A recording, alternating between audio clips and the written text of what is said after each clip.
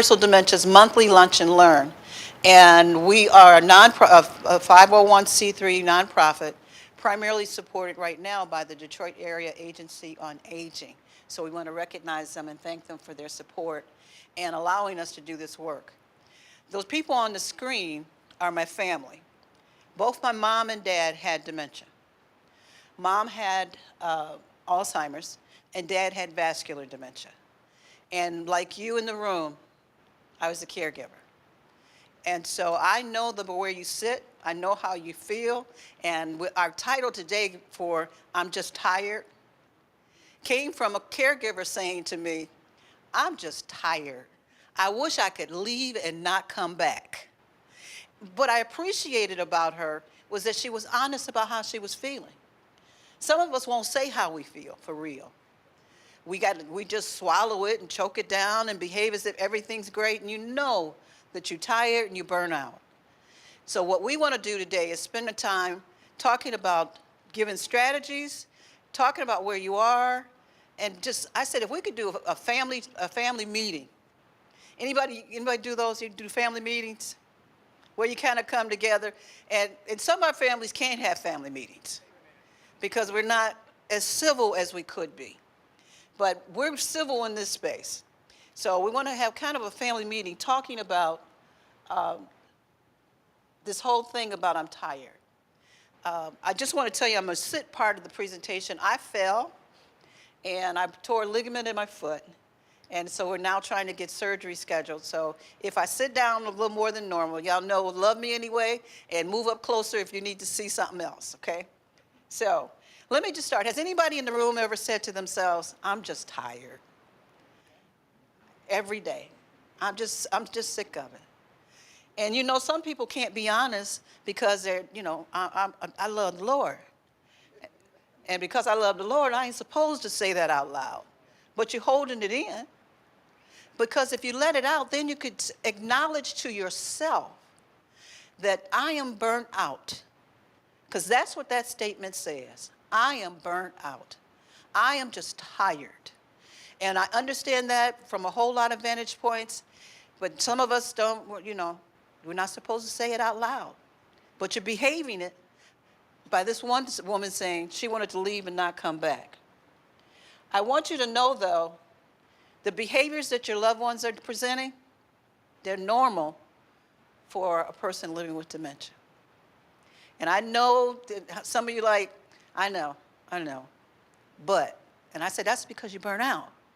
Because if you know that with dementia, certain behaviors come with it, unless you and your mind and your spirit is right, you're going to be tired, you're going to be angry, and if your family's not helping and you really want help, or not assisting you, or if people just assume that you're going to do something just because. When I was, coming through supporting my folks, having been single at that point in time, they just assumed you have more time than anybody else. And so you might as well do it. And you think you're smarter than everybody else. So I'm tired. Talk to me a little bit about I'm tired. What are you tired of? Talk to me out loud. And I'll repeat some of it. And she's just tired of the mood swings. Because someone with dementia, their behavior is such that it can be engaging, friendly, supportive. But the next time, they might curse you out or accuse you of stealing. And that, how does that feel when you're doing everything you can do and somebody accuses you of stealing or cheating on them or something of that nature? Extremely frustrated, absolutely. And you don't have a place to vent it, because you can't, here you are, I have dementia. What you gonna do, yell at me? Well, some of us do. We've done it. Yeah, we've yelled. Some of us had, one lady said, and I went to see her after this, she said, my mama slapped me. I said, don't tell me the next statement. I didn't want to hear that she slapped her back. But you know that, that you feel that frustrated sometimes that you might come to that.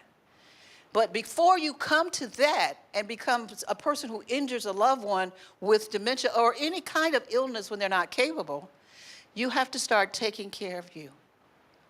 Because the issue is, and let me just ask, how many of you did something for you so far today? Everybody in this room should raise your hand, because you're here and you're looking at doing something different. You're having a decent meal. You're going to meet some new people. But how often do you do that for yourself? How often do you take care of you? So these are some of the things I've heard. And you guys add to this list if you have some additional. You wake up stressed. You go to bed stressed. So sleep is supposed to be renewing, right? It's supposed to be supporting you to support you for the day. But if you sleep on edge, like, I got to listen for them to make sure they're okay, or they're going to sneak out of the house, or things that will cause you to feel that way, feeling no joy, and nothing gets you to smile. Again, any of that stuff exists for some of us? A sense of hopelessness. Is this ever, and one young man called me every week and says, when is she going to die? He didn't mean it like that, though. He really didn't. He wasn't sitting there wishing for her to die. He just didn't know the behaviors well enough, what to expect. Because it's important to understand the disease and the cycle of the disease. And he called me also because I became his personal therapist. And if you don't have anyone to talk to, you need to see somebody. Be it a church person, just make sure they love you enough not to tell other people your business. And they don't have to be, again, and you don't not always have to have a third therapist. You have to have somebody you trust. But you trust them enough that they're not going to swirl with you. You all know what I mean? There's some people you talk to and you say, my mother's doing this. Girl, my mama doing this. And I'm doing it. And I got this. And by the time you're both depressed before you end that conversation. You need somebody who has a lifting spirit. A spirit to encourage you. And when you need encouragement, guess what you need to do? Ask for what you need. As good as you are at taking care of your loved one, no one can read your mind. They cannot read your mind. One lady said, I'm just numb. I'm not angry anymore. I'm just numb. I don't know what to feel. I don't know how to act. And it's all those feelings inside that I think is important, overwhelmed with the loss. But what we need to remember is that even though you're frustrated with your loved one, you're also grieving. You guys know what I mean? Let me tell you how you're grieving. You're grieving the loss of a loved one you used to be able to have a good conversation with. You're grieving the loss of a mom or a dad that really helped you make decisions at one point. You're grieving a husband who used to take care of all the bills.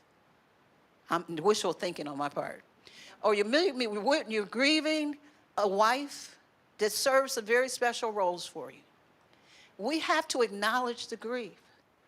And those of us that are loving on someone living with dementia, it's an anticipatory grief. Every day you see them change. And as you see them change, you grieve a little more. And people say, well, how do you grieve and the person's not dead? You're seeing them change before you every day. And it's important to acknowledge the grief because the grief can be all about burnout. And so I want us to, can we just stop a minute and talk to each other? Anybody having any of the feelings we've been talking about? And just talk out loud for a minute. It's a healthy role to get some of that stuff out in a space where you're safe. And you're very safe here. Anybody who will share with us? Yes, dear. I heard a term. Okay. There was a term that I just recently heard called compassion fatigue. And I don't know if anyone's familiar with that. And once I looked it up to find out what it meant, I understood it, and it hit the nail on the head for me, because you get burned out, and one of the things you said up there, because you don't really have the love and compassion for other people because you're so drained caring for your loved one. And so my husband recently became a pastor, and so I should show compassion to the people at the church, but I tend to isolate myself because I'm so worn out from caring for my mom. I can't care for the people. And so that kind of goes with that compassion fatigue because I just don't have it to give anymore. And when you pulling from a bottle that's empty, you don't have anything. I just want to read, first of all, thank you for sharing that. But one of my favorite words is should, and you said it, and I want to just honor this. Sometimes we so mean to ourselves. She just said she's stressed. She just said her compassion is basically gone at this point. And she said, but I should be able to help the church too. I want to stop with, you're here and you're taking a minute to take care of yourself. There's some points in time you don't, anybody ever been to a place where you had no compassion for anybody and you just needed a time out? Which says, honor that you need the time.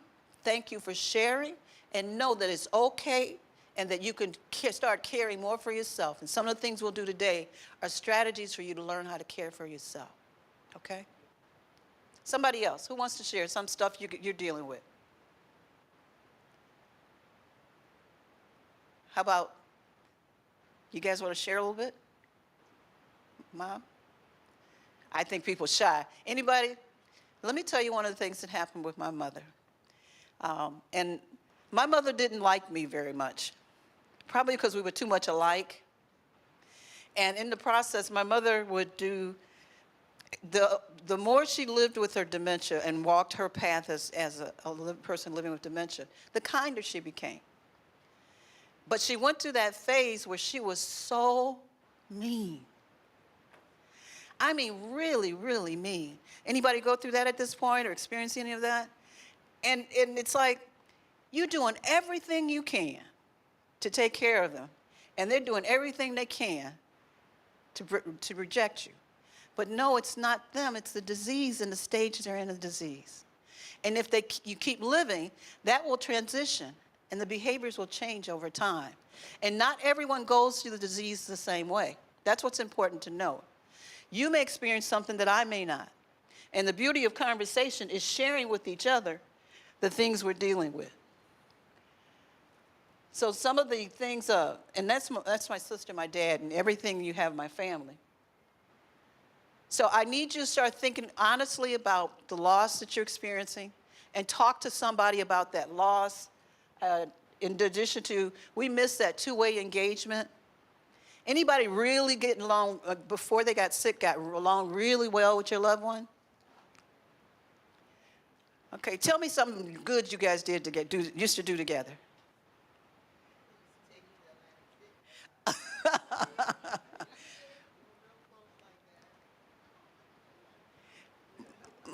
Mom taught her how to gamble. That's great. And so we have these memories. We have these experiences.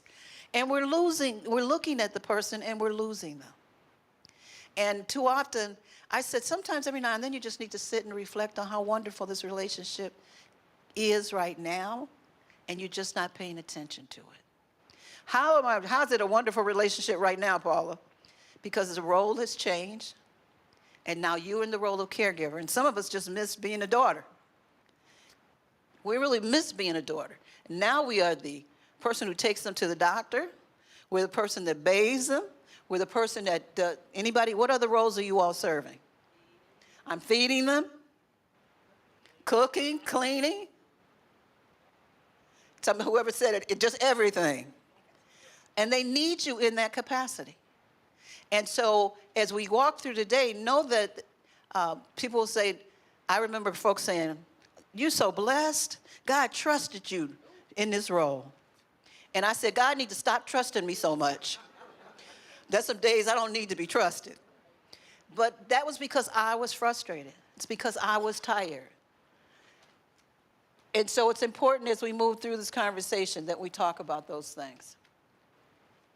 So what happens sometime on what we talk about as challenging behaviors, our starting part was the behavior is only challenging for us. It's normal for my loved one. Okay, so let's just be clear. Those behaviors are normal. And the more we talk about it, somebody can tell you how they handled their loved one being angry. Someone could tell you about them getting so quiet they withdrew. They were withdrawing. Some of our loved ones, yes, ma'am.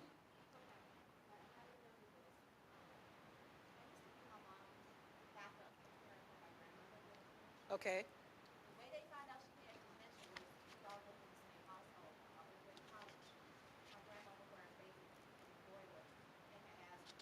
Mm.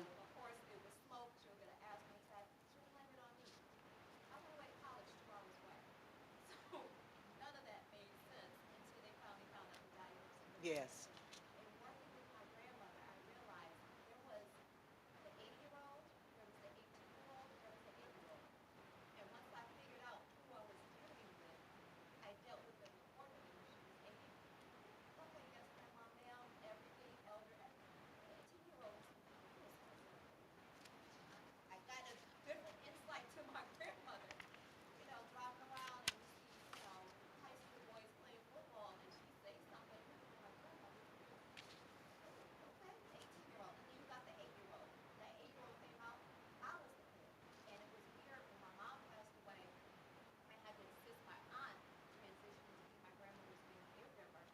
And she was like, wait a minute, why are you talking to her? Because she's acting like she's 8.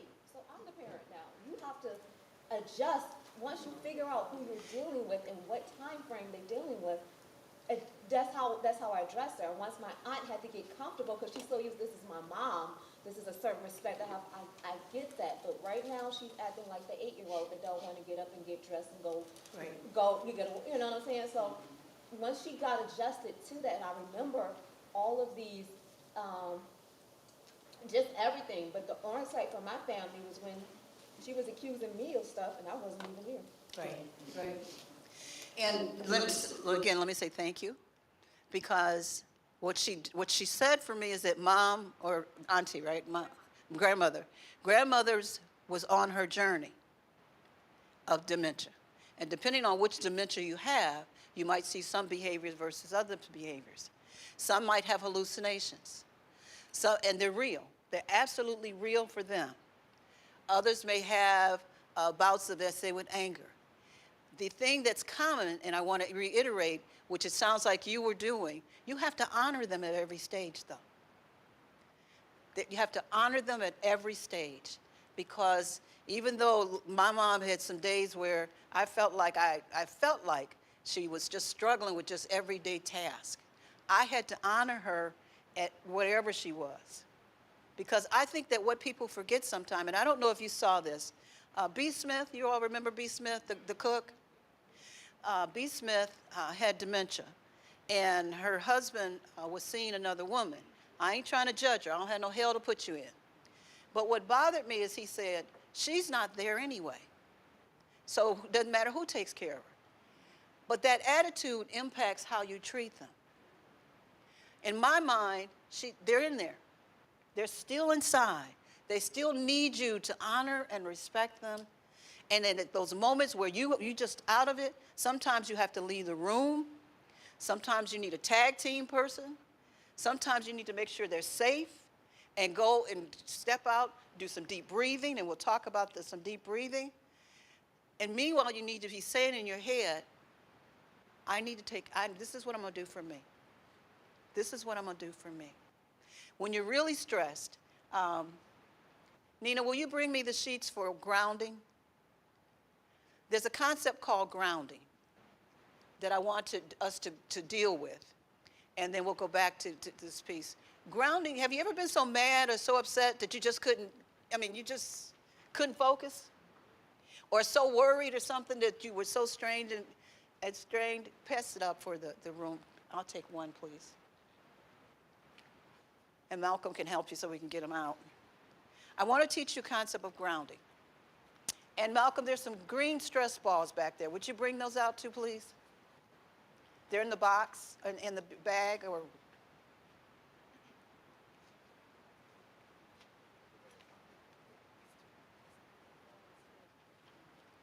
And I want to give you, because I want to not only talk about issues, express concerns, hear your issues, but also give you some tools. that when you leave that you'll have some things that you can work with.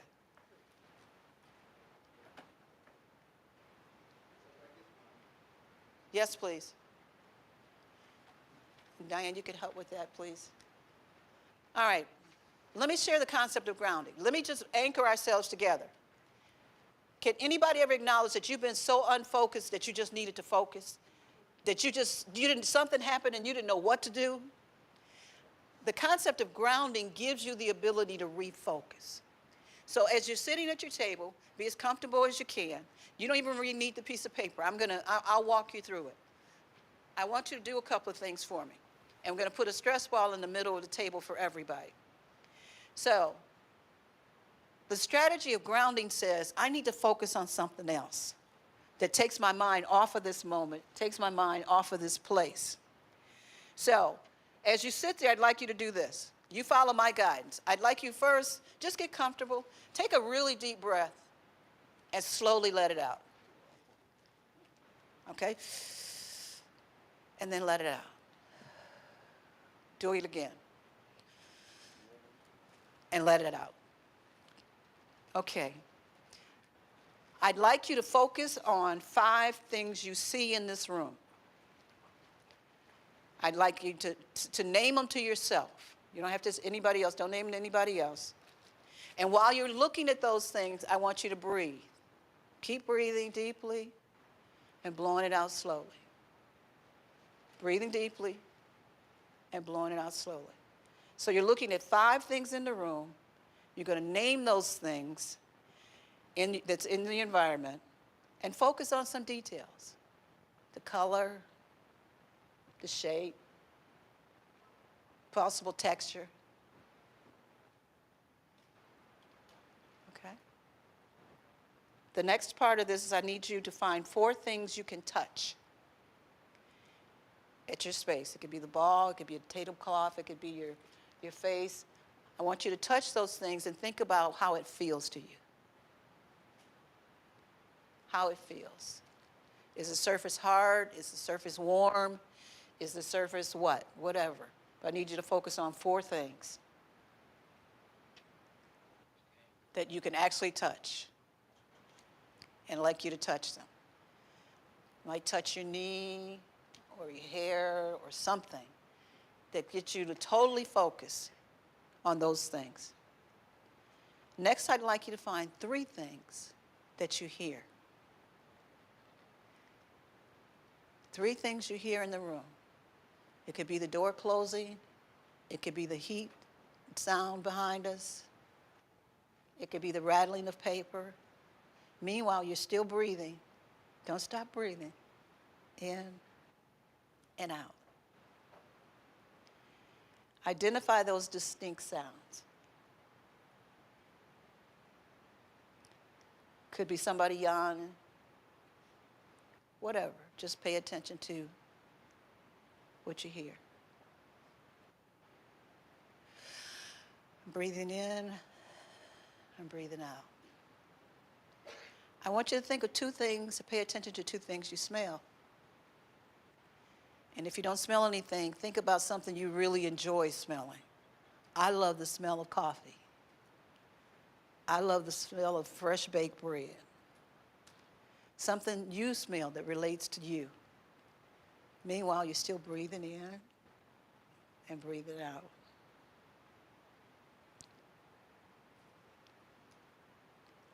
And the last, find 1 thing you can taste. Meaning it could be a mouthwash left over from this morning. It could be a piece of chicken left in your tooth.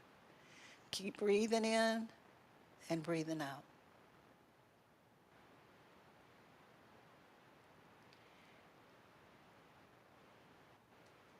And I'd like you now to just kind of, 1 last breath, big breath. Breathe in and blow it out.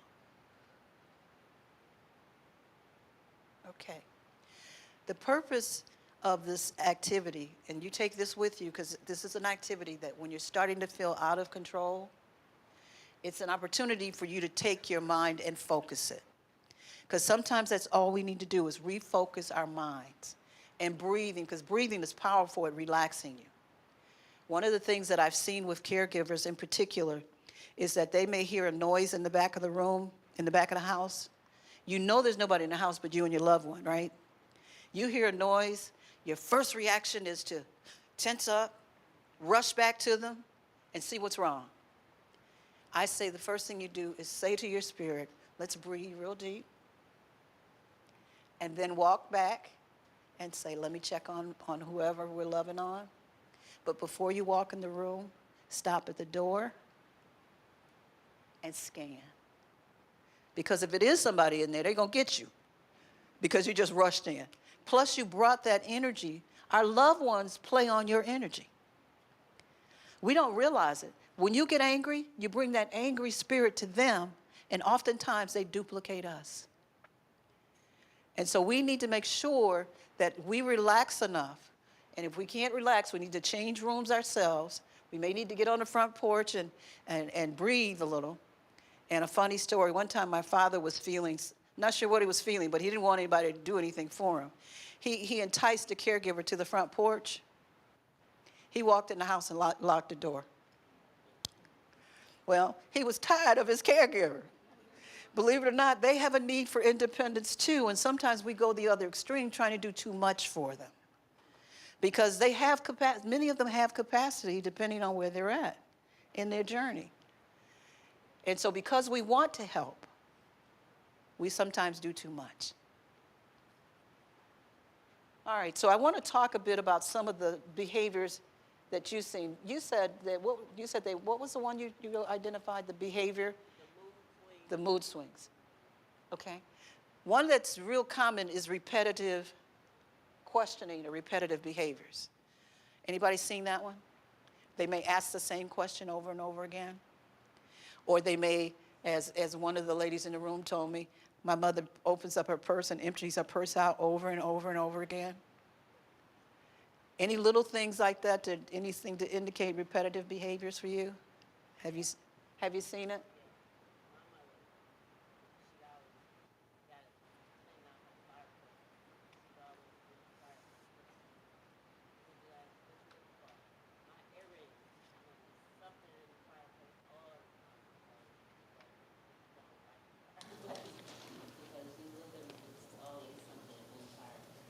And just a question, is she capable of lighting the fireplace?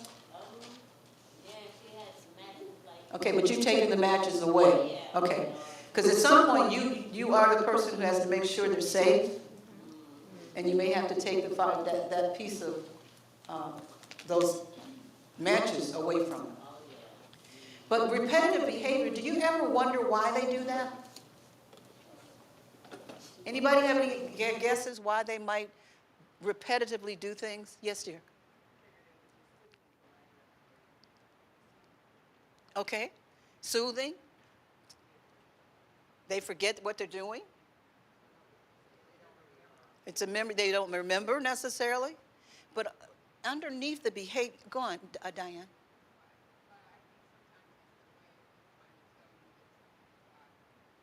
Oftentimes, there's a message under the message.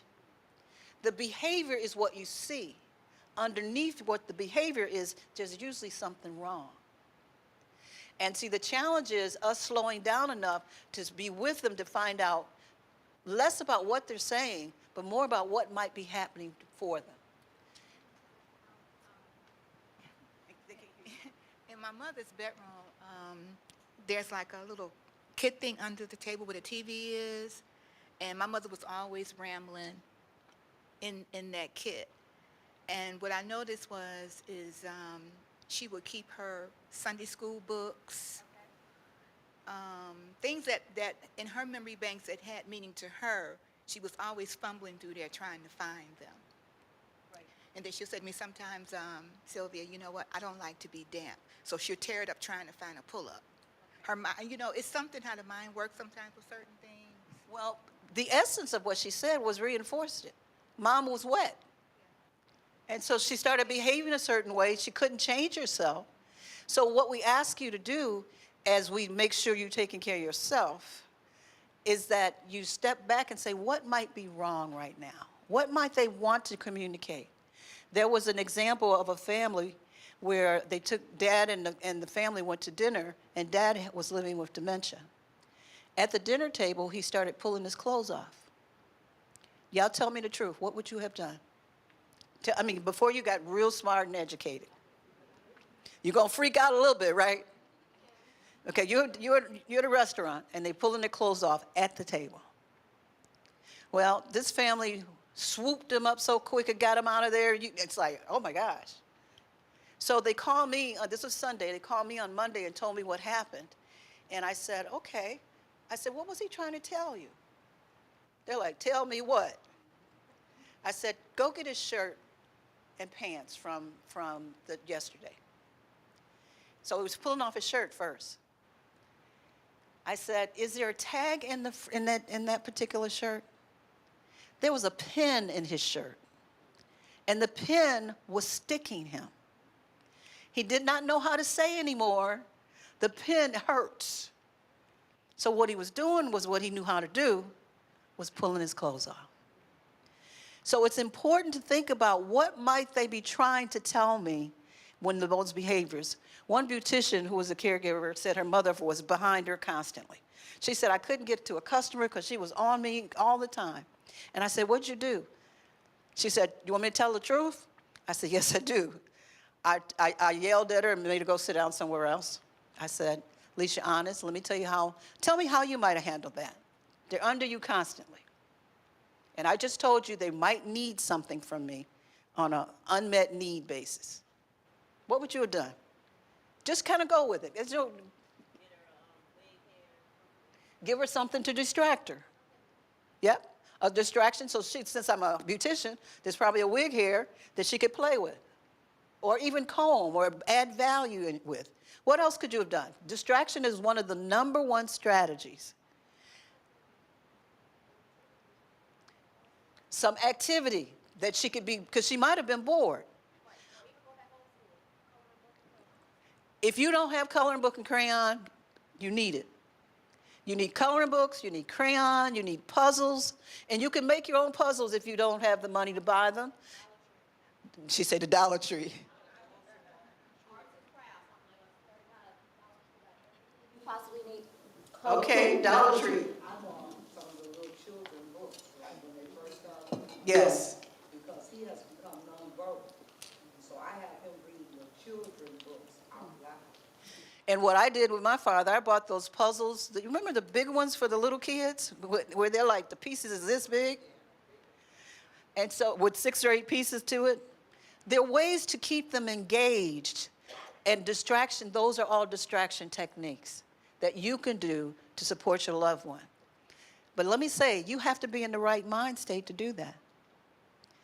You have to make sure that you're caring for you. And if you are on that list of I can't sleep because every noise I hear I jump, I can't eat, I'm losing weight, all the things that people do when they're stressed out, we have to get that addressed first. And somebody will say, I don't have time for that. What's your response to somebody who says, I don't have time to take care of myself? She said, find time. And see, people think self-care means I got to go to the spa. Come on. You can make your own spa at home. Take 5 minutes just to go to another room and breathe. Ma'am? That's what I was going to say, but I'm not a caregiver, but sometimes things are on my mind that I can't really do anything about it. I'll just go and start reading my Bible, my Sunday school lesson, or something the pastor preached a couple of Sundays ago. I want to go a little bit more into it, so that calms me down. Good. Some other things you can do. How many of you have a wake-up process of waking up, how you wake up in the morning? And you do it basically the same way every morning. Somebody said, I don't have time for that. She wake up before me. Then you need to figure out how to wake up 5 minutes before her. There's a way. The way you start your morning influences your entire day. If you start your morning picking up your phone, you already got that light in your eyes, so what I do, I have a mantra that I use. I am loved, I am protected, and I am valued. And that sets a tone for me. And then I stretch, because the older I get, the harder it is to get out of bed without stuff hurting.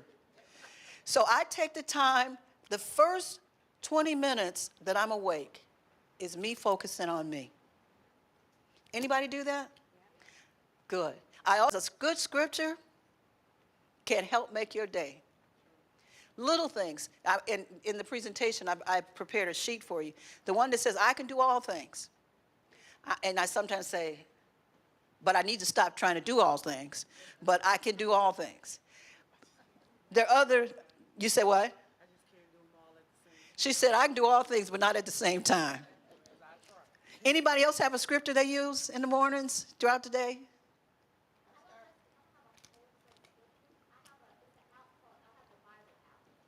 That app gives you a daily scripture every day.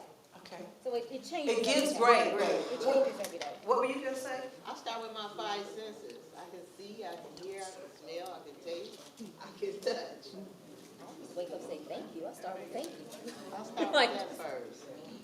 thank you. The fact that we woke up, it's like, okay. I mean, what if I couldn't reach out? What was that you said? I start with my five senses. I can see, I can hear, I can smell, I can taste, I can touch. That's wonderful. And one of the things I added to mine is I know what day it is, and I know what time it is. My parents didn't know what day it was or what time it was. So it was just something little for me. But that was so important to me to know that today is, what is the day? No, today is Thursday, and you know it. That's what's important. Today is Thursday, and you know it.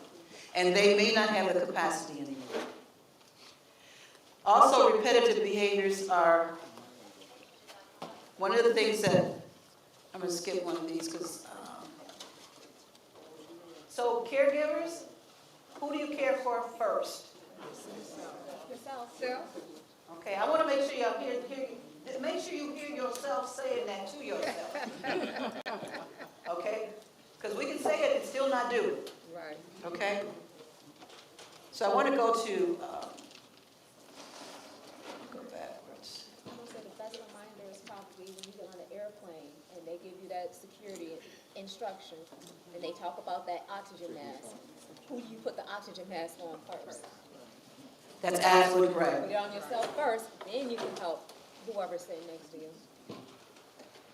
Otherwise you pass out. One of the things that's important under repetitive behaviors is that sometimes you just need to simply be present.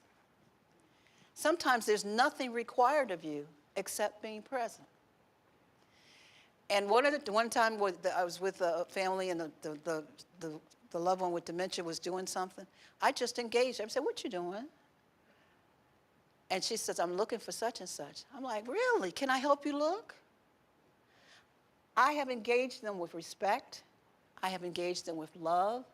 And I want to help them find whatever they were looking for.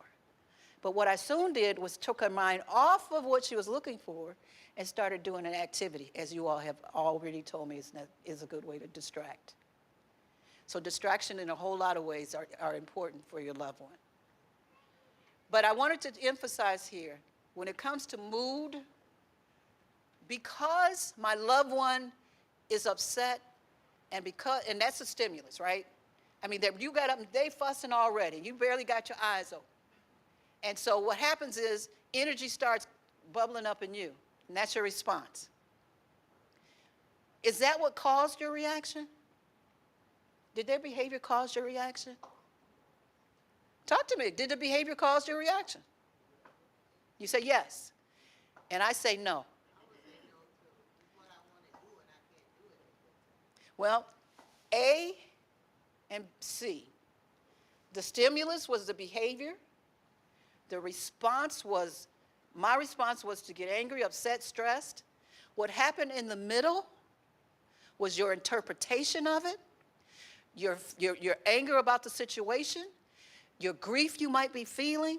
It's all of that unresolved stuff that we have to acknowledge because that's what's causing your reaction. It might be your disappointment in them. It might be your anger that your loved one's changing. So because I have a stimulus, I don't have to respond angry. Somebody gonna challenge me? And just talk out loud. I'm sorry? What'd you say? Yes. And you're just saying out loud what many of us have experienced. Everybody in this room could say that statement. And we pray for patience, but meanwhile, we find ways to relax. We find ways to understand the disease more, because the more you understand the disease, the more you can help control your reaction. We ask you to start trying to heal yourself, and I think that would be a great topic. Healing yourself, because each of us has some pain that's unresolved. And that pain then dictates our behavior. I just want you to think about it. Just think about that the next time you react and say, what's really causing this reaction? And it could be I'm just disappointed that we're at this place in our lives and my loved one's changing in this manner. And that is really sad. Me and my mother argued all the time. And you know what I miss most about her? My arguments. I miss that. I miss that I don't have that person. Me and my father was just wise. And I would go for him for counsel. What I miss from him is him always having insight into what I'm doing and what I'm thinking. So you miss things about people, and this didn't necessarily have to do with dementia. We miss people that have died in our lives, and we need to be making sure that we handled that too. Okay? So write down. Can I get the green journals, please? I want to give each of you a journal, a little journal, because journaling is a really good way of getting stuff out. And nobody has to see it, so the grammar doesn't have to be right. If you can't spell, don't worry about it. I can't either. I do speed writing. A good excuse for not being able to spell. So it's important that this little journal we're giving you is that you start talking to yourself and encouraging your own spirit and finding ways to take care of you through journaling. Journaling gets that stuff out your head, because if you don't have a way to express it, because some of us are talkers. Who are the talkers in the room? All right, how many of you are really quiet and you don't really share your stuff with anybody? Well, you make sure you take that journal and talk to yourself and get that stuff out and get it out. Write this down in your journal. I hope you have a pen. When I talk about repetitive behaviors, I want you to do D as David, E as in Edward, C. D, E, C. After you've grounded yourself, because the grounding piece related here, we need you to distract them, to engage, and connect. And if you need a pen, let us know. We've got some in the bag. What were the 3 things I asked you to try and do at this point? Right. Distracting with some activity, as you have said, or talking to them to find out how they're doing. My mother used to have, and I'll talk about this in more detail, imaginary friends that would visit. And guess what? Me and them imaginary friends had some good conversations if they were good people. Okay? So if you're in a repetitive behavior situation, pay attention to simply be present. Pay attention to your own grounding. And I need you to DEC, distract, engage, connect. Questions on that or anything? I guess it is a question that it's important for caregivers to have a close, dependable friend or person that they can confide in. Yes. And that they can say sometimes that, will you just pray for me? Yes. I can get through this situation. Right. I had a cousin who's passed on now, but she had a son who lived with her. And when she got into the dementia, she was very nasty with him. Right. You know, I would go to visit her frequently, and sometimes when I Okay? He said, Thelma, I'm so glad you're here because I need to get away a while.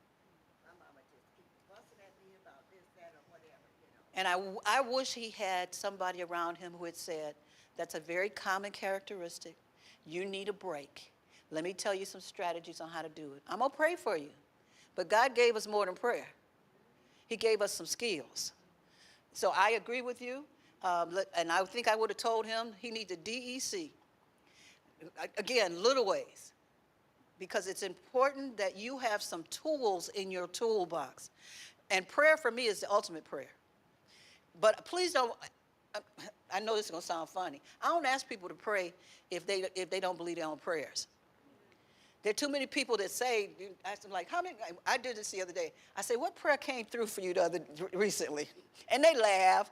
But you know what? Ask people to pray. Tell the church to pray for you. The thing that a church, they don't even know you're a caregiver necessarily.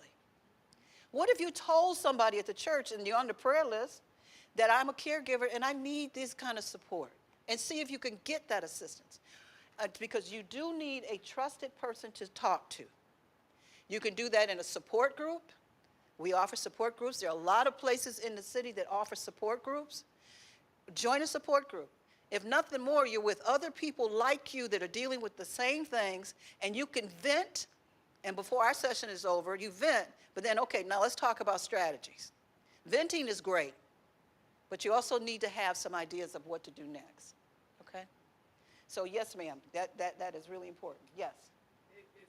It's a lady at my church that for a long time she would walk up to me and say, "Oh, you look tired. Oh, you losing weight."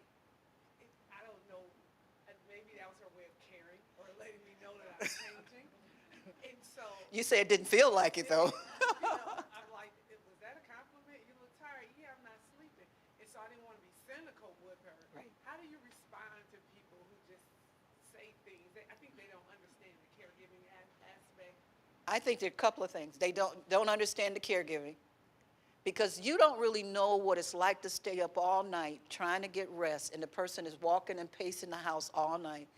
You don't really know what it's like until you set that in that seat. That's the beauty of having other people around you who understand. Let me go here and then I'm going to go back there. Yes, ma'am. He is actually being woke all night. Okay. Going, opening up the doors.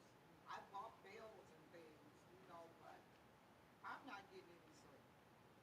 And he goes out the door, he don't walk away. He goes and get in the car and he sits there. Okay.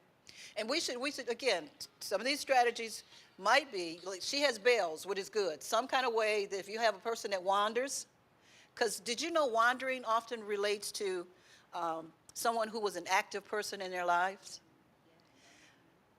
Very active. My father was a walker. Every day he got up and walked. And guess what happened when he had dementia? He wanted to walk.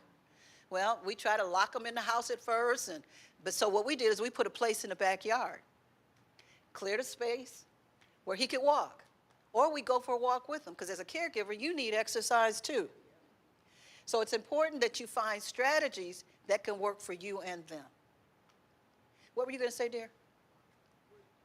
Back on what she was saying, when you tell people you're tired, you've been up all night, well, poor baby, what are you doing? Right.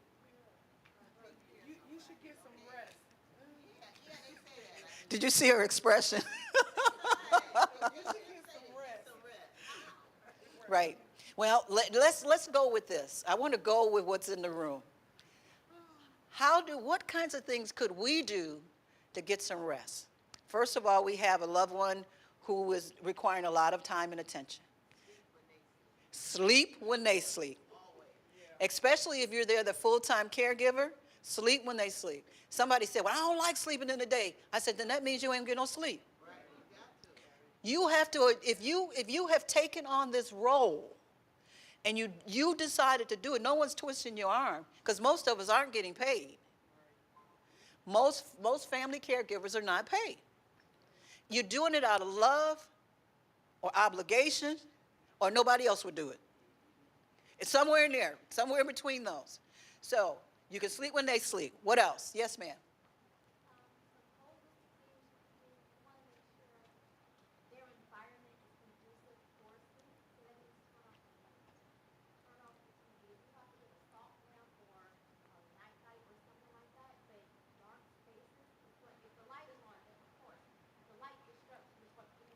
to sleep. So keep the lights low.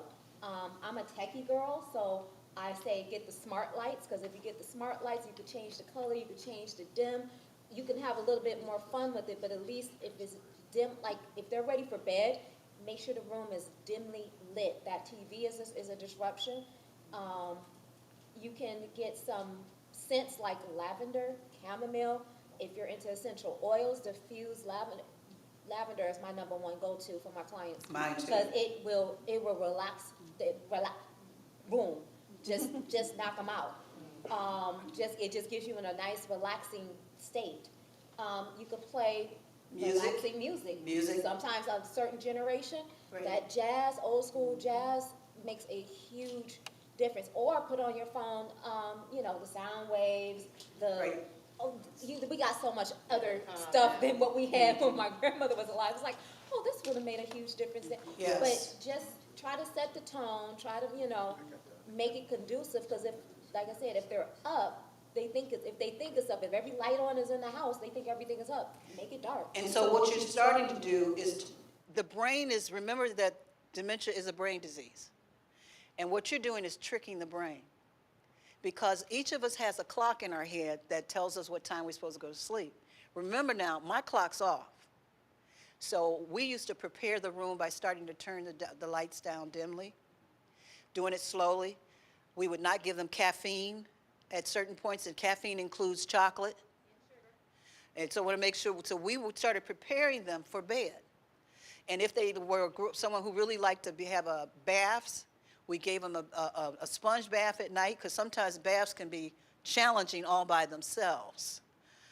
So we started looking for things that they enjoyed. And my mother's favorite song was Amazing Grace. I had it on playback over and over until she fell asleep. But I also knew from my mother that she would get cold. So I always had an extra blanket. And because you just need to know your loved one and see what things you can do. And sometimes, let me be clear, sometimes this stuff works and sometimes it don't. So we just got to keep doing the things we can do as we move forward, okay? So good, thank you for those ideas. Other people have any other ideas? Some people say warm milk. I don't know. They say they give them something warm before they go to bed. That wouldn't work for me. That is, in one of the sessions, we have a masseuse come in and teach you three strategies for touch. And we use the lavender oil to talk about how lavender and what it does for the body, help you relax. Massages are very effective in helping them. But it depends on the loved one. And I tell people, make sure you're massaging a person whose skin is thinner than yours, who may not, don't do it if they have an open sore. Things you have to pay attention to to being a masseuse. And remember, you're not a masseuse. I'm going to do very light, gentle things. I'm not trying to do what a professional would do. Just light, gentle touching. And do you know what? We have found out that our loved ones, that babies get 100% of touch, right? Everybody touches a baby. And they goo-goo and gaga. They make us stupid. Then, by the time they're teenagers, they get 50% less touch. And by the time they're older adults, they get virtually none. They're touch deprived. We normally touch them when we have to bathe them or do some tasks with them. What about some basic hand touching? Some basic connecting? That's good. And you're including her or him in the prayer process. All right, let me just keep going for a couple more minutes. Let's talk about, I want you to know that there are 4 things that they will accuse you of. If you haven't been accused of these things, know that you'll probably get it. And remember hearing me say, they will probably accuse you of these things. 1, they will accuse you of taking their stuff. You took my money, you hid my purse, you did this, and the issue was they're losing that stuff themselves. So what I did with my mother and her purse, because she lost her purse all the time, I bought her 4 of the same purse. So anytime she lost it, I found it. I found your purse. I'm the hero now because I found the purse. And my dad liked his wallet because he liked looking in his wallet because of the money. And I said, okay, that's an independence issue. I put play money in his wallet. He couldn't tell the difference. But he was very satisfied when he opened up his wallet, and it was full, too. I had $100 bills, and you know you could make $1,000 bill. So, and it was for him. You did that for him and for you. Yes, ma'am. I found out how bad off he was into that, not really realizing that it's dementia. Last year, he lost a wallet with $800. Wow. And those of you that know this, once you accept that the loved one has dementia, start start paying attention to who's around them, because everybody around you don't love you. Pay attention to how much money they have, or how much you give, or how much you put in their wallet. For a while there, as I say, they'll accuse you. But this is probably early on in the disease. As you progress, they'll be less concerned about it. But they're still fairly cognizant when they're looking at how much money's in my wallet. The next one is that they'll accuse you of poisoning them. That medication, I ain't taking that. I ain't taking that. You're trying to kill me. You just want my house. All right? I was accused. My mother accused me of trying to poison her. So what I ended up doing, because she needed the medication, I put everything that could be opened up in applesauce. Check with your doctors on what medications can be opened. Not every medication should be opened because they're time released. Pay attention if they're not taking their medicines, and part of it might be they're scared. Remember, behaviors and reactions are telling us something underneath the behavior. I want you to all, if you don't get anything, know that there's something else they're trying to tell us. All right, the third thing is that you're cheating on me. Working with the family now, the husband is being accused of having a woman upstairs. He said, I'm too old to even have this woman. What I'm doing with a woman upstairs? So his first reaction was, he took his wife upstairs to show her there was nobody up there. What do you think she said? Come on. You hiding her. You hid her. You told her when she was coming. So the issue is that, know that that's something. But again, people who respond like that you may have had some history of cheating, and it's coming out. Either way, she might have cheated or he might have cheated. And remember, stuff comes up and out now. Where the other thing is, at one point, they had a filter. Everybody in here has a filter for proper behavior, correct? You know how to act. Some of us don't even curse in public because we know how to act. Once that filter has been destroyed in my brain, it's coming up, it's coming out. So it's not personal towards you. It's the freedom that you now experience of saying what they really think and feel. But again, something's other it. The fourth one is you're holding them prisoner. You won't let me out of this house. You're making me stay in here. You won't let me go. You're just holding me here. Don't make sense, and I can't stand it. I just want you to know those in case you see them, and then you think to yourself, Dr. Duren says, what might they be feeling? What's underneath the behavior? And then let's go from there. How can I distract? What was it? Distract? And connect. All right? All right, other things so in your journal, sometimes you just need to stop and write. And every now and then, just stop writing. Just put down everything in your head. And at the end of it, you say, whew, that felt good. Nobody else is going to read it. Hopefully you don't leave it. All right, let's talk about hallucinations, and I know that I'm about out of my time. Any of your loved ones experiencing any hallucinations? They're seeing things, they're feeling things sometimes. My mother had, I told you, imaginary friends. And in her imaginary friends was Miss Johnson. And Miss Johnson was the lady who lived next door. And they would visit all the time. And so Miss Johnson died, though. And you know when they say Miss Johnson, too many people say, you know they did. Please don't do that. Or say, Miss Johnson died 6 months ago. And then some of them re-experienced the pain of Miss Johnson's death. When my mother used to say, where's Miss Johnson? I said, oh, no, she might be coming over later. The nice thing about dementia, they ain't gonna remember that you told them that. And that's important. Don't give them that kind of information. So I would do this. If the people that my mother was seeing were friendly, I would engage them and invite them to stay. But if they were mad and mean, I had the ability to banish them from the house. I'm like, Ma, we can't have that kind of spirit in the house today. Let's make her go home. And so imaginary friends might have been she was lonely. It might have been something other than or she missed Miss Johnson. You never know, but I said, look underneath the behavior and pay attention to what's underneath behavior. And I want to give you another one. This one's RAV. When a person is hallucinating, I need you to reassure them because they're probably scared. I need you to acknowledge, acknowledge that they see something. Don't tell them they don't see it. If they say that wall is green, what you supposed to say? That's a beautiful green wall. Now, what does it matter if it's green or white? It doesn't matter at all, does it? And then the last one is to validate. So you reassure, you acknowledge, and you validate.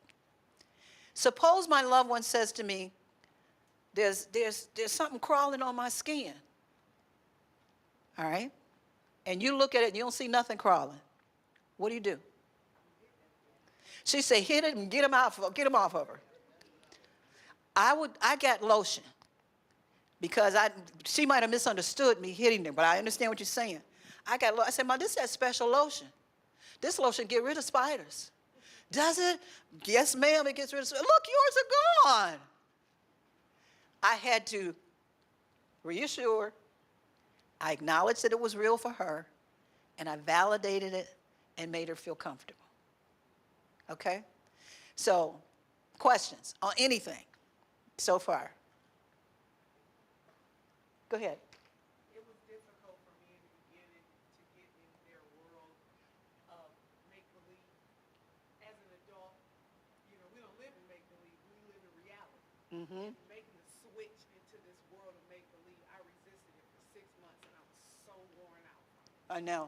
And now I am the biggest, I would make stuff up along with her, and we have full conversation about absolutely false information.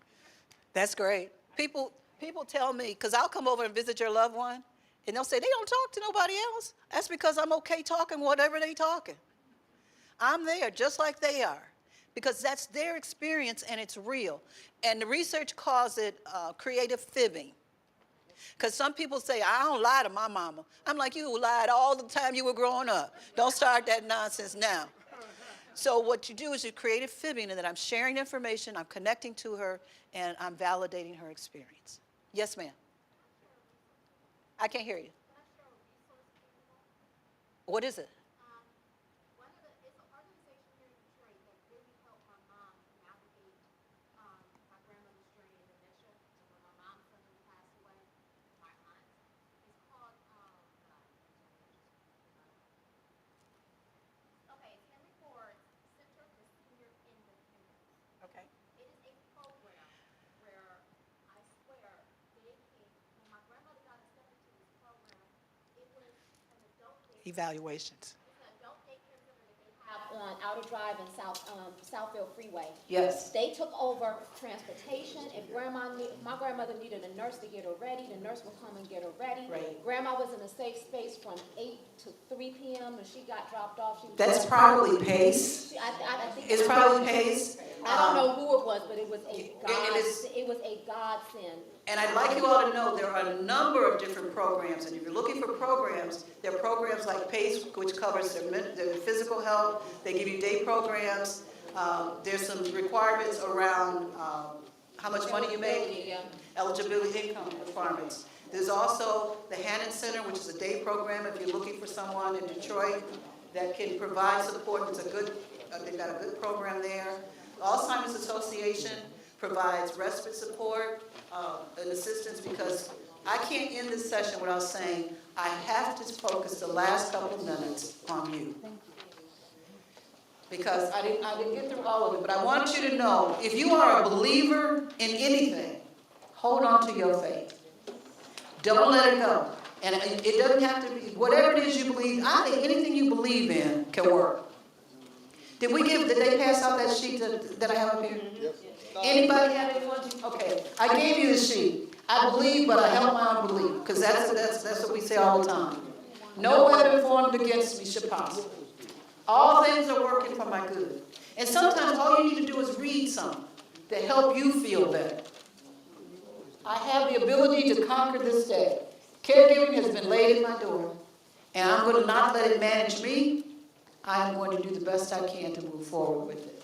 And then lastly, hope is the vehicle that keeps us moving. If you feel like you're losing hope, I recommend go see a therapist.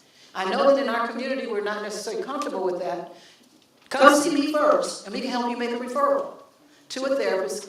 And your healthcare system provides support, so if it's a Henry Ford or DMC, who have I missed? Accessions, but DAAA? Was it DAAA? the Detroit Area Agency on Aging, which is our partner, has all kind of resources to help you out. And so we encourage you to utilize the resources. And I want to also say to you, I just want to end on one thing, a quick summary. We have a boot camp coming up. It's a caregiver boot camp. It's in April. It's a full day of training on dementia. We feed you, we give you tools to use when you leave there. If you want to join us, we've got a list in the back. Join us. Give us your information. And no matter how small a step you make, let me end this saying, make the step. Make the step. And make sure you're caring for yourself. And I want everybody in the room to do one thing for me. Tell me one thing you're going to do for yourself. One thing this week. And see, people think when we talk about creating practices, caregiving practices, as we said, you don't have to do nothing big. It can be very small. So somebody, you want to start one thing. Organize your room is important because a disorganized space can sometimes represent disorganization in your spirit. I need to do that too. So I'm going to finish this with you as you do the evaluation. Somebody else tell me one thing you're going to do for yourself. Yes, ma'am. I'll probably go look at the new play out at the music hall. I hope it's fun. Okay, she's going to go to a comedy play because laughter is powerful. It's powerful.